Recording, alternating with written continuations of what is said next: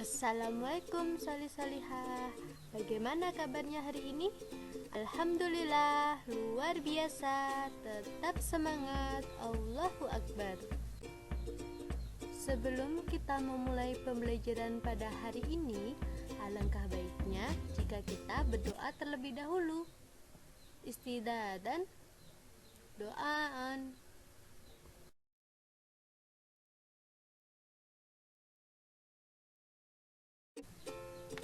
Hari ini kita akan belajar tema 2, menyayangi tumbuhan dan hewan. Mata pelajaran Bahasa Indonesia KD 3.8 subtema 1 dan 2. Pada hari ini yang akan kita pelajari yaitu dongeng. Dongeng adalah cerita khayalan. Berdasarkan jenisnya, dongeng dibagi menjadi beberapa jenis, yaitu yang pertama, mite, yang kedua, legenda, yang ketiga, fabel, dan yang terakhir, hikayat. Jenis dongeng yang pertama yaitu mite, atau biasa kita sebut sebagai mitos. Mite yaitu dongeng yang menceritakan tentang kekuatan gaib. Misalnya, kekuatan para dewa-dewa, kekuatan setan, kekuatan jin, dan lain-lain. Nah, contoh dongeng dengan jenis mite ini yaitu Nyi Roro Kidul. Jenis dongeng yang kedua yaitu legenda. Legenda adalah dongeng yang menceritakan tentang asal-usul suatu tempat atau suatu daerah. Misalnya, asal mula Danau Toba. Jenis dongeng yang ketiga yaitu fabel. Fabel adalah dongeng yang tokohnya berupa hewan atau binatang.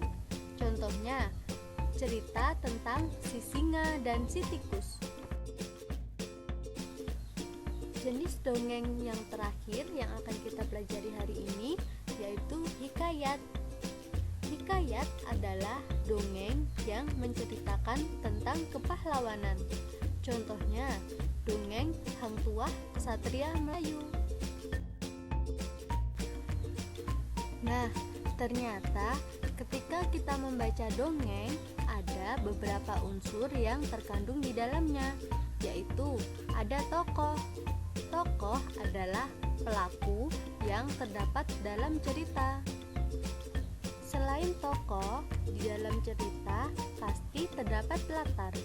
Latar adalah tempat, waktu, dan suasana yang ada dalam cerita tersebut. Unsur yang selanjutnya yaitu watak. Watak adalah sifat tokoh yang terdapat pada cerita. Unsur yang lainnya yaitu alur. Alur adalah rangkaian peristiwa atau kejadian yang terdapat dalam cerita. Unsur dongeng yang terakhir yaitu amanat. Amanat adalah pesan yang ingin disampaikan oleh penulis kepada pembaca, atau juga bisa disebut sebagai pesan yang terkandung dalam suatu cerita.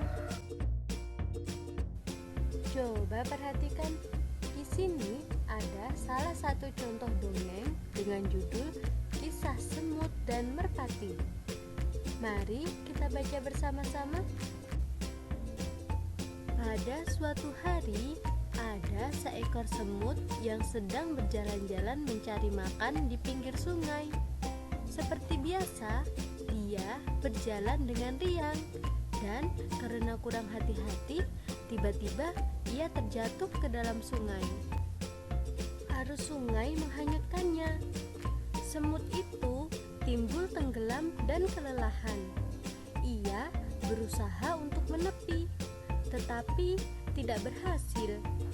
Seekor burung merpati kebetulan bertengger di ranting pohon yang melintang di atas sungai. Melihat semut yang hampir tenggelam, dia merasa iba. Burung merpati ini memetik daun dan menjatuhkannya di dekat semut. Semut merayap naik ke atas daun. Akhirnya, ia berhasil menyelamatkan dirinya dengan bantuan daun tersebut dan mendarat di tepi sungai.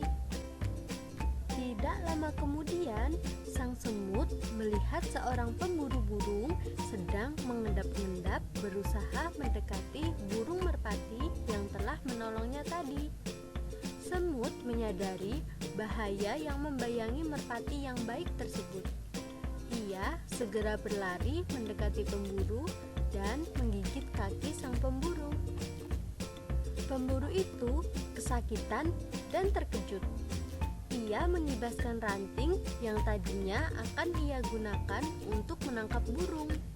Burung merpati menyadari keberadaan pemburu yang sibuk mengibas-ibaskan ranting. Akhirnya, sang burung pun terbang menyelamatkan dirinya. Setelah kita membaca keseluruhan isi cerita tentang kisah semut dan merpati, sekarang kita akan mengidentifikasikan unsur-unsur yang ada pada cerita tersebut. Kita akan mengidentifikasikan jenis dongeng. Nah, dilihat dari judulnya, Kisah Semut dan Merpati. Sudah pasti ini termasuk fabel. Kenapa termasuk fabel? Karena tokoh utamanya berupa hewan, yaitu semut dan merpati. Sekarang kita akan mengidentifikasikan tokoh yang ada pada cerita tersebut. Siapa saja ya tokohnya? Yang pertama ada, iya betul, ada semut, kemudian burung merpati, dan ada juga pemburu. Dari ketiga tokoh tadi, kita akan mengidentifikasikan watak dari masing-masing tokoh. Tokoh yang pertama yaitu semut. Bagaimana ya cara mengetahui watak semut? Nah, coba kalian lihat pada paragraf keempat. Semut menyadari bahaya yang membayangi merpati yang baik tersebut. Ia segera berlari mendekati pemburu dan menggigit kaki sang pemburu. Dari penggalan cerita tersebut dapat kita ketahui bahwa semut berniat untuk membantu burung merpati. Jadi, semut memiliki watak atau sifat baik hati dan suka menolong. Selanjutnya, kita akan menentukan watak dari tokoh yang kedua, yaitu merpati. Nah, cara menentukan watak merpati kita dapat lihat pada paragraf ketiga. Burung merpati ini memetik daun dan menjatuhkannya di dekat semut. Burung merpati berniat untuk membantu semut yang tenggelam. Jadi, burung merpati memiliki watak baik hati dan suka menolong. Dan kita akan menentukan watak tokoh yang terakhir, yaitu pemburu. Untuk mengetahui watak pemburu, kita dapat melihat pada paragraf kelima. Pemburu itu kesakitan dan terkejut. Ia menggibaskan ranting yang tadinya akan digunakan untuk menangkap burung.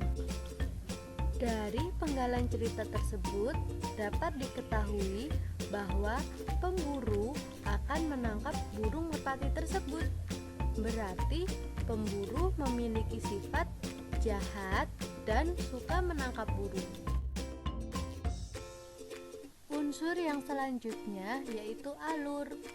Dari kisah semut dan merpati dapat kita ketahui bahwa peristiwa atau kejadiannya terjadi secara urut dari tempo zaman dulu ke zaman yang sekarang.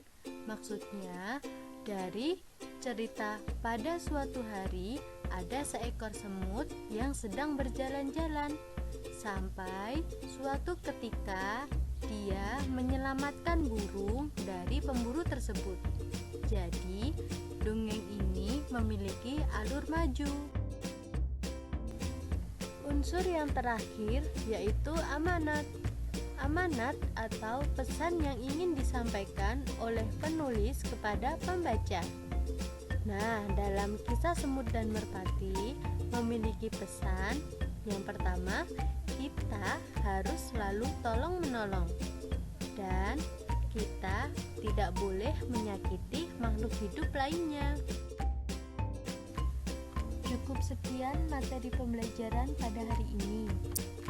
Sebelum mengakhiri pembelajaran hari ini, alangkah baiknya jika kita berdoa terlebih dahulu. Istidatan, doaan. Kita akhiri pembelajaran pada hari ini. Terima kasih. Wassalamualaikum warahmatullahi wabarakatuh.